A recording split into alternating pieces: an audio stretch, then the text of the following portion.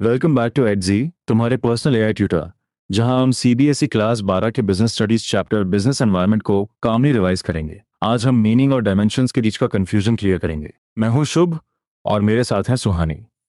Notebook हो तो पास रख लो, वरना बस आराम से सुनो। कॉन्सेप्ट्स, क्वेश्चंस और एग्जाम टिप्स सब कवर होंगे। बिल्कुल।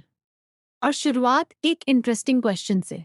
क्या बिजनेस सिर्फ अपनी फैक्ट्री, ऑफिस और एम्प्लॉयज के अंदर ऑपरेट करता है? नहीं। बाहर की दुनिया, customers, competitors, government, technology, society, सब उसके डिसीजंस को इन्फ्लुएंस करती है। इसी आउटसाइड वर्ल्ड को सिस्टमैटिकली समझना बिजनेस एनवायरनमेंट का कोर आइडिया है। एक सेकेंड पॉज करके सोचो, अगर कस्टमर्स की प्रेफरेंसेस बदल जाएं, तो बिजनेस को क्या करना पड़ेगा? आंसर है बिजनेस को अडेप्ट करना पड़ेगा। चैप्टर का ओपनिंग एग्जाम्पल धर्मवीर कंबोज का है, जो दिल्ली में रिक्शा पुलर थे और एक्सीडेंट के बाद हरियाणा के अपने विलेज लौट गए। उन्होंने राजस्थान में विमेन सेल्फ हेल्प ग्रुप्स को गूसबेरी लड्डूस बनाते देखा और नोटिस किया कि मैनुअल ग्रेटिंग पेनफुल थी, जबकि अवेलेबल मशीन्स अफोर्डेबल नहीं थी। यहीं से एक प्रैक्टिकल बिजनेस अपॉर्चुनिटी आइडेंटिफाई हुई। और उन्होंने कटिंग, ग्रेटिंग, जूसिंग और पल्वराइजिंग के सिमिलर टेक्निक्स को कंबाइन करके मल्टीपर्पज प्रोसेसिंग मशीन का आइडिया बनाया। लिमिटेड एजुकेशन के बावजूद उन्होंने फंडिंग ऑफ 25,000 रुपए अरेंज की। फर्स्ट और सेकेंड प्रोटोटाइप में ओवरहीटिंग प्रॉब्लम आई, लेकिन थर्ड प्रोटोटाइप में इशू सॉल्व हुआ। फीडबैक के बेसिस पर मशीन में फोल्डेबल लेग्स और जूस फ्लो के लिए सीव भी ऐड किया गया। ये स्टोरी बिजनेस एनवायरनमेंट से कैसे कनेक्ट होती है? धर्मवीर ने एक्सटर्नल नीड ऑब्जर्व की, टेक्नोलॉजी यूज की, यूजर्स की प्रॉब्लम समझी, फीडबैक एक्सेप्ट किया और चेंजिंग रिक्वायरमेंट्स के अकॉर्डिंग प्रोडक्ट इंप्रूव किया। इसलिए इनोवेशन का सोशल, इकोनॉमिक और टेक्नोलॉजिकल इम्पैक्ट हुआ। चैप्टर का लर्निंग मैप सिंपल है। पहले मीनिंग, फिर फीचर्स, इंपॉर्टेंस, 5 डायमेंशंस और एंड में इंडिया का इकोनॉमिक एनवायरनमेंट प्लस 1991 रिफॉर्म्स। अब डेफिनेशन पर आते हैं। बिजनेस एनवायरनमेंट का मीनिंग है बिजनेस एंटरप्राइज के बाहर मौजूद all individuals, institutions and other forces का सम टोटल, जो बिजनेस की परफॉर्मेंस को अफेक्ट कर सकते हैं। इंपॉर्टेंट फ्रेज है outside the business but capable of influencing performance. Customers, competitors, governments, consumer groups, courts, media और सप्लायर्स इन्वायरमेंट का पार्ट हो सकते हैं। एग्जाम पॉइंट, बिजनेस एनवायरनमेंट का मतलब सिर्फ इकोनॉमिक कंडीशंस नहीं होता। इकोनॉमिक, सोशल, राजनीतिक, टेक्नोलॉजिकल और लीगल फोर्सेस सब इंक्लूडेड हैं। गवर्नमेंट टैक्सेस बढ़ा दे तो प्रोडक्ट एक्सपेंसिव हो सकता है। टेक्नोलॉजी इंप्रूव हो तो एग्जिस्टिंग प्रोडक्ट ऑब्सोलीट हो सकता है। राजनीतिक अनसर्टेनिटी इन्वेस्टर्स को कॉशियस बना सकती है और increased competition profit margins reduce कर सकती है। चलो फीचर्स को एक रीजनिंग चेन से याद करते हैं, सिर्फ लेस्टी रखने से नहीं। First, totality of external forces, सारी एक्सटर्नल फोर्सेस का aggregate. Second, specific and general forces, specific forces जैसे कस्टमर्स, इन्वेस्टर्स, कॉम्पिटिटर्स और सप्लायर्स एक पर्टिकुलर एंटरप्राइज को डायरेक्टली और इमीडिएटली अफेक्ट करते हैं। जनरल फोर्सेस जैसे सोशल, राजनीतिक, लीगल और टेक्नोलॉजिकल कंडीशंस मल्टीपल एंटरप्राइजेस को इनडायरेक्टली अफेक्ट कर सकते हैं। यहाँ कॉमन कंफ्यूजन होती है, स्पेसिफिक का मतलब स्मॉल और जनरल का मतलब लार्ज नहीं। डिफरेंस इम्पैक्ट के नेचर का है। अगर एक सप्लायर किसी फर्म को डायरेक्टली अफेक्ट करता है, वो स्पेसिफिक फोर्स है। अगर टेक्नोलॉजी में ब्रॉड चेंज आए जो कई फर्म्स को इम्पैक्ट करे, वो जनरल फोर्स है।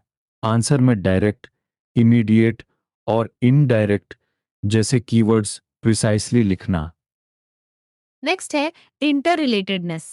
एनवायरनमेंट के एलिमेंट्स आइसोलेटेड नहीं होते। चैप्टर का एग्जाम्पल देखो।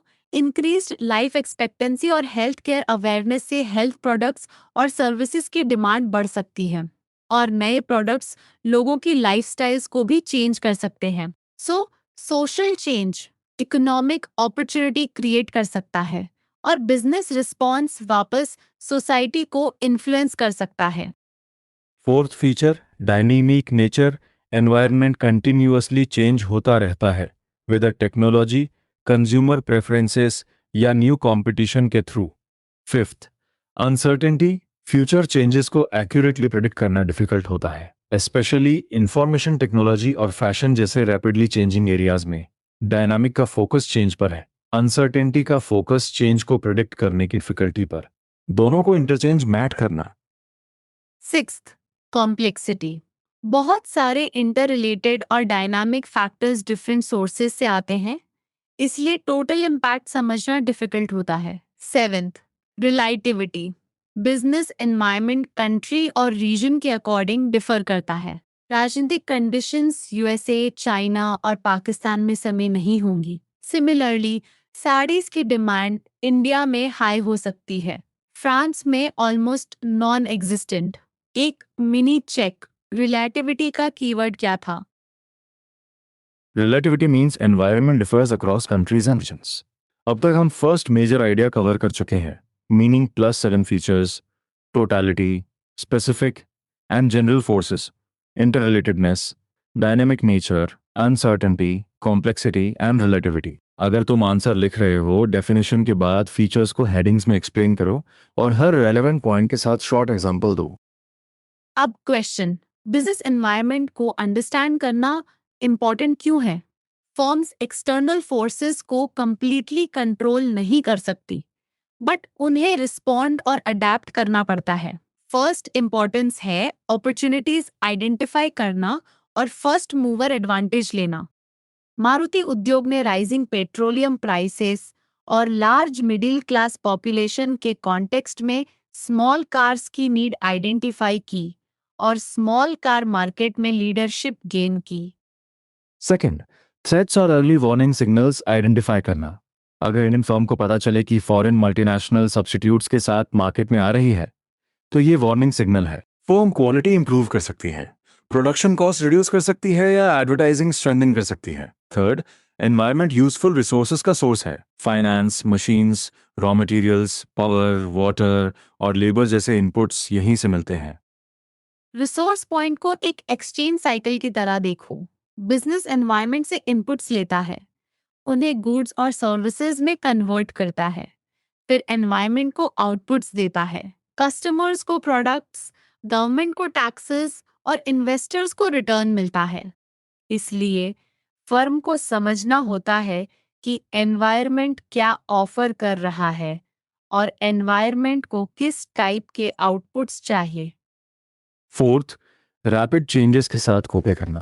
Turbulent markets, less brand loyalty, demanding customers, fast technology changes और intense global competition business को constantly alert रखते हैं।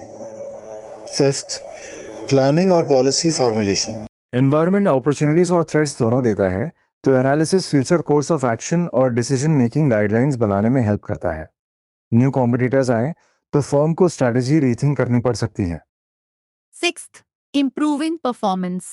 चैप्टर का कंक्लूजन क्लियर है।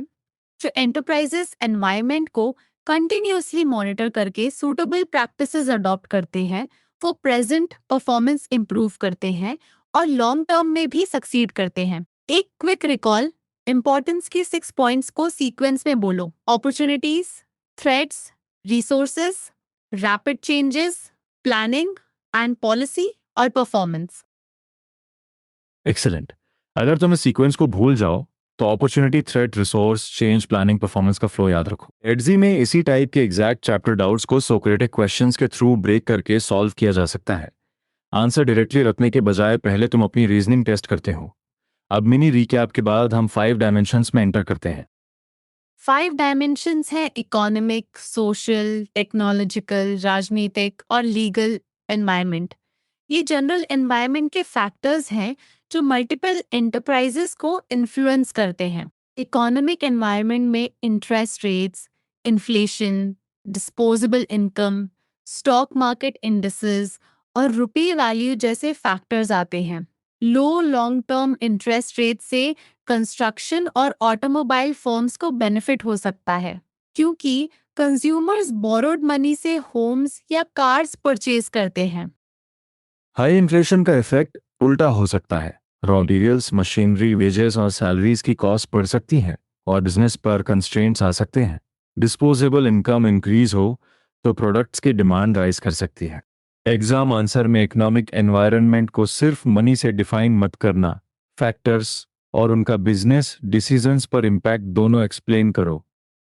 सोशल एनवायरनमेंट में कस्टम्स, ट्रेडिशंस, वैल्यूज, सोसाइटी की एक्सपेक्टेशंस और सोशल ट्रेंड्स आते हैं। दिवाली, ईद, क्रिसमस और गुरु पर्व जैसे फेस्टिवल्स ग्रीटिंग कार्ड्स, स्वीट्स और रिलेटेड बिजनेसेस के लिए अपॉर्चुनिटीज क्रिएट कर सकते हैं। हेल्थ एंड फिटनेस ट्रेंड से organic food, gyms, bottled water और फूड सप्लीमेंट्स की डिमांड बढ़ने का एग्जाम्पल चैप्टर देता है। सोशल चेंज को कंज्यूमर बिहेवियर से कनेक्ट करना। टेक्नोलॉजिकल एनवायरनमेंट साइंटिफिक इम्प्रूवमेंट्स और इनोवेशन से रिलेटेड है। टेक्नोलॉजी गुड्स और सर्विसेज प्रोड्यूस करने के नए मेथड्स, एडवर्टाइजिंग के नए वेज और सप्लाई चेन के बेटर टेक्निक्स प्रोवाइड कर सकती है। चैप्टर में कंप्यूटराइज इंफॉर्मेशन कियोस्क्स, ऑनलाइन प्लेटफॉर्म्स और सप्लायर्स के डायरेक्ट लिंक्स का एरिया आता है। टेक्नोलॉजी अपॉर्चुनिटी भी क्रिएट करती है और थ्रेट भी। जो फर्म्स अडाप्ट नहीं करती उनके एग्जिस्टिंग प्रोडक्ट्स ऑब्सोलीट हो सकते हैं। राजनीतिक एनवायरनमेंट में कंट्री की स्टेबिलिटी, पीस और इलेक्टेड गवर्नमेंट रिप्रेजेंटेटिव्स का बिजनेस के प्रति एटीट्यूड इंक्लूड होता है। स्टेबल राजनीतिक कंडीशंस लॉन्ग टर्म इन्वेस्टमेंट के लिए कॉन्फिडेंस बिल्ड करती है। राजनीतिक अनरेस्ट अनसर्टेनिटी क्रिएट कर सकता है। लीगल एनवायरनमेंट में government legislation, administrative orders, court judgments और कमीशंस के डिसीजंस आते हैं। लीगल रिक्वायरमेंट्स फॉलो करना जरूरी है। One enterprise legal problems face कर सकता है। राजनीतिक और लीगल को मिक्स मैच करना। राजनीतिक एनवायरनमेंट बिजनेस के लिए स्टेबिलिटी, पीस और गवर्नमेंट एटीट्यूड को एक्सप्लेन करता है। Legal environment actual laws, orders और जजमेंट्स का फ्रेमवर्क है। चैप्टर लीगल एग्जांपल्स में companies act, foreign exchange management act और कंज्यूमर प्रोटेक्शन एक्ट मेंशन करता है। एडवर्टाइजिंग रिस्ट्रिक्शंस जैसे अल्कोहलिक बेवरेजेस की एडवर्टाइजिंग प्रोहिबिशन कंप्लायंस की इंपॉर्टेंस दिखाती हैं। अब हम फाइनल मेजर सेक्शन में एंटर कर रहे हैं। Economic environment in India. इसका मतलब macro level factors related to production और डिस्ट्रीब्यूशन ऑफ वेल्थ जो बिजनेस और इंडस्ट्री को इम्पैक्ट करते हैं। इसमें economic development stage, mixed economy structure, government की इंडस्ट्रियल, मॉनेटरी और fiscal policies, economic planning, economic indices और इंफ्रास्ट्रक्चर फैक्टर्स इंक्लूड होते हैं। इंडिया का इकोनॉमिक एनवायरनमेंट इंडिपेंडेंस के बाद स्टेडीली चेंज हुआ। इनिशियली गवर्नमेंट ने की इंडस्ट्रीज पर कंट्रोल, सेंट्रल प्लानिंग और पब्लिक सेक्टर को ग्रेटर इंपॉर्टेंस दी। प्राइवेट सेक्टर पर रिस्ट्रिक्शंस और कंट्रोल्स दी। प्लानिंग के ऑब्जेक्टिव्स में rapid economic growth, higher standard of living, unemployment और poverty reduction, self reliance, strong industrial base और इनकम इनइक्वालिटीज रिड्यूस करना इंक्लूड था। एक 991 के आसपास इकोनॉमी को serious foreign exchange crisis, high government deficit और राइजिंग प्राइसेस का सामना करना पड़ा। इस कॉन्टेक्स्ट में जुलाई 1991 की न्यू इंडस्ट्रियल पॉलिसी अनाउंस हुई। इस पॉलिसी का ब्रॉड डायरेक्शन था लाइसेंसिंग और अननेसेसरी कंट्रोल्स को रिड्यूस करना, प्राइवेट सेक्टर का रोल बढ़ाना और फॉरेन कैपिटल और टेक्नोलॉजी को एनकरेज करना। यहीं से एलपीजी रिफॉर्म्स को एग्जाम में लिंक किया जाता है। लिबरलाइजेशन का मीनिंग है अननेसेसरी कंट्रोल्स और रिस्ट्रिक्शन से इंडस्ट्री को फ्री करना। इसमें मोस्ट इंडस्ट्रीज में लाइसेंसिंग रिक्वायरमेंट अबॉलिश करना, बिजनेस एक्टिविटीज का स्केल डिसाइड करने की फ्रीडम, गुड्स और सर्विसेज मूवमेंट पर रिस्ट्रिक्शंस रिड्यूस करना, प्राइसेस डिसाइड करने की फ्रीडम, टैक्स रेट्स रिड्यूस करना और फॉरेन कैपिटल और टेक्नोलॉजी अट्रैक्ट करना इंक्लूड था। शॉर्ट आंसर में डेफिनेशन के साथ 2 या 3 फीचर्स जरूर लिखना।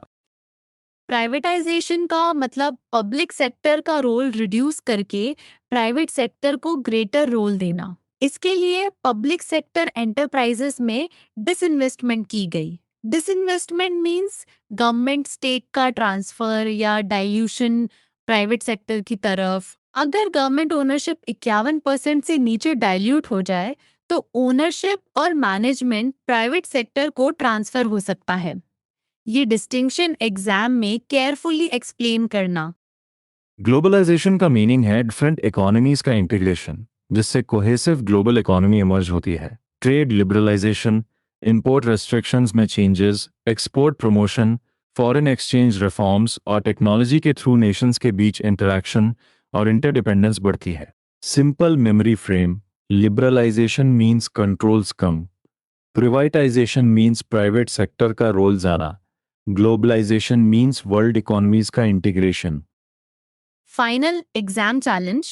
मैं 3 सिचुएशंस बोलूंगी, तुम डायमेंशन या रिफॉर्म आइडेंटिफाई करो। इंटरेस्ट रेट्स और इन्फ्लेशन, इकोनॉमिक, फेस्टिवल्स और health trend, social, new production method, technological, राजनीतिक स्टेबिलिटी, राजनीतिक, लॉज और court judgments, legal, licensing restrictions remove करना, liberalisation, public sector stake dilute करना, प्राइवेटाइजेशन, इकोनॉमीज इंटीग्रेट करना, ग्लोबलाइजेशन। तुम्हारा आंसर क्या आ रहा है? अब कंप्लीट रिकैप।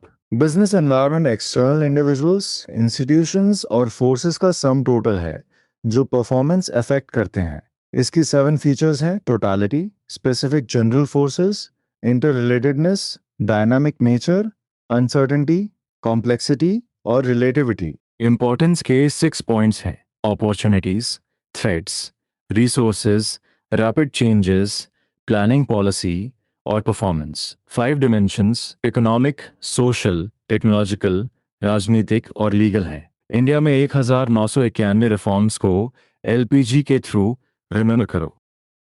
कॉमन मिस्टेक याद रखो, डायमेंशंस को फीचर्स मत समझना और लिबरलाइजेशन, प्राइवेटाइजेशन, ग्लोबलाइजेशन को एक ही मीनिंग मत लिखना।